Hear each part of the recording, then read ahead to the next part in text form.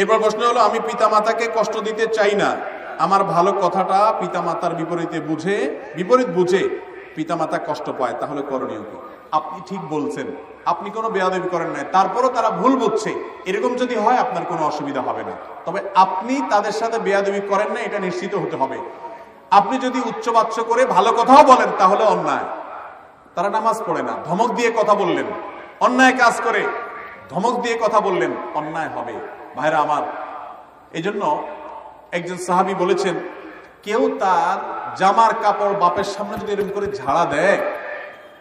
করে ঝাড়া দেয় তাহলে সে বিররুল ওয়ালিদাইন বা বাবা মার আনুগত্যের খেলাফ কাজ করলো, বেয়াদবি করলো, এবং সে এটার জন্য জিজ্ঞাসার মুখোমুখি হতে পারে। এত বড় ব্যাপার বাবা মা। আমাদের আজকাল সবচেয়ে বেশি যার সাথে রুক্ষ ব্যবহার করার রাইট আছে বলে আমরা মনে করি, যার সাথে যা তা বলা যায়, তার নাম হলো মা বাবা।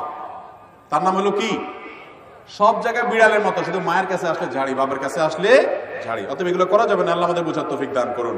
বিদআতকারী কি আজীবন জাহান্নামে থাকবে? উত্তর হলো না। সাধারণ আমলগত বিদআত যদি হয়, এই বিদআতকারী ব্যক্তি আজীবন জাহান্নামে যাবে না। তবে বিদআত এটা গোমরাহি, পথভ্রষ্টতা, আর পথভ্রষ্টতার ঠিকানা কোথায়? জাহান্নাম।